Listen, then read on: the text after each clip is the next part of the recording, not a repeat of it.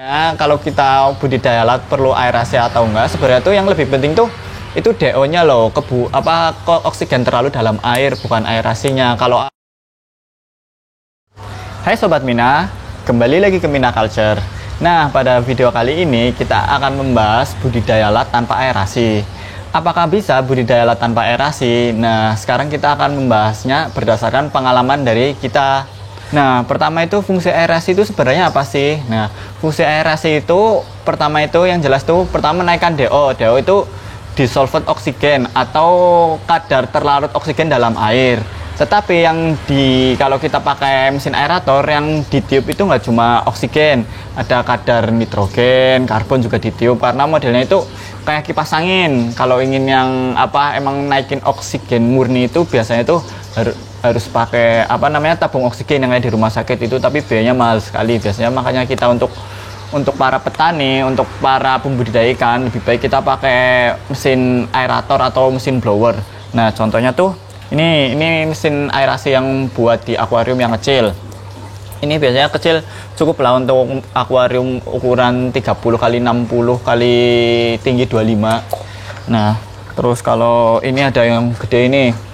Ini biasanya buat kolam lebih cocok, soalnya tekanannya lebih gede. Jadinya kalau kolamnya tuh ketinggian airnya lebih dari 50 cm masih kuat. Kalau ini biasanya tuh nggak kuat karena tekanannya kecil banget. Nah, ini biasanya udah ada beberapa lubang. Kalau ini kan cuma satu lubang. Nah, terus kemudian tuh biasanya kalau untuk memasang aerator kayak gini atau blower yang gede kayak gini, kita butuh selang juga. Nah, ini selang aerasi. Kita biasanya sih belinya satu roll, panjangnya itu 100 meter. Terus kita ada, ini nggak tahu sih namanya apa, tapi kayak infusan yang buat di rumah sakit. Ini fungsinya itu buat mengatur tekanan udara yang ditiup dari mesin aerasinya loh. Nah, ini juga sama. Ini fungsinya sama, tapi cara kerjanya itu agak beda. Nah, kalau ini kita masukin selangnya tuh ke dalam alat infusan lah, ini namanya lah, kita sebut infusan aja ya biar gampang. Nah, ini kelebihannya tuh nggak perlu dipotong selangnya, tapi kekurangannya tuh kalau kita ditekan terus kayak gini, lama-lama tuh selangnya kaku karena kejepit terus loh. Jadinya tuh mungkin ya 1 bulan sekali harus kita lepas, terus kita pijat-pijat biar lentur lagi. Nah, kalau pakai yang model kayak gini, ini kita bisa pasang langsung kayak gini, tapi harus dipotong. Misalnya kalau di sini kita harus potong 2 jadi 2. Jadi nyambung sini sama yang kesini selang aerasinya. Ngaturnya pun lebih mudah. Ini bisa ngaturnya lebih bagus sih. Cuma yang jeleknya tuh harus dipotong sih selangnya sih. Ngaturnya lebih bagus maksudnya nanti kita selangnya tuh nggak gampang kaku, gampang kejepit lah. Terus kemudian ada batu aerasi. Ini fungsinya untuk memecah udara yang ditiup dari mesin aerator. Sebenarnya kalau lebih kecil tuh lebih bagus gelembungnya, soalnya lebih mudah terlalut.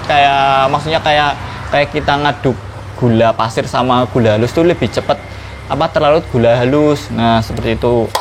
Terus kemudian kalau kita mau nggak pakai aerasi, sebenarnya tuh bisa. Kalau kita budidaya nggak pakai aerasi, yang penting tuh kadar DO-nya tadi loh.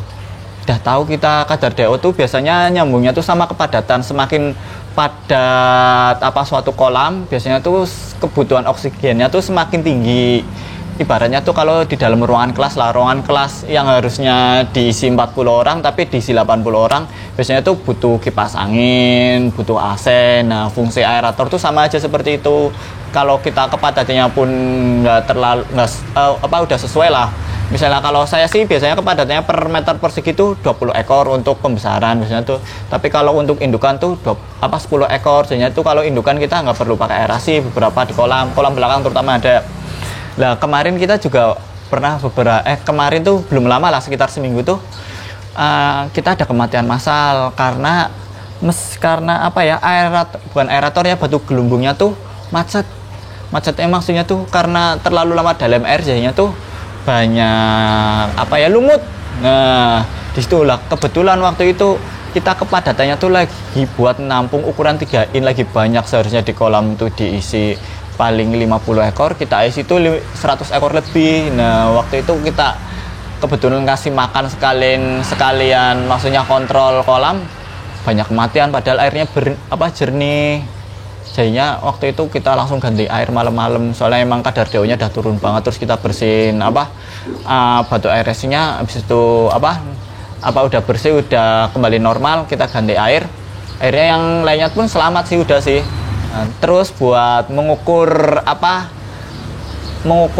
kadar oksigen yang dalam air tuh, kita sebenarnya tuh ada alatnya tuh namanya DO-meter.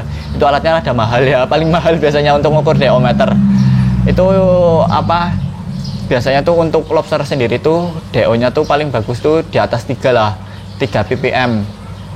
Oh ya, jadi kesimpulannya kalau kita budidaya laut perlu aerasi atau enggak, sebenarnya tuh yang lebih penting tuh itu DO-nya loh, oksigen terlalu dalam air, bukan aerasinya. Kalau emang DO-nya bagus pun nggak usah pakai aerasi, tapi emang kalau dalam kolam itu terlalu padat, DO-nya tuh udah turun banget, kita harus pakai aerasi karena itu menaikkan DO-nya sendiri. Ya, sekian dulu video kita tentang aerasi. Kalau ada pertanyaan atau usul ide-ide bisa ditulis di kolom komentar. Ya, dadah, terima kasih.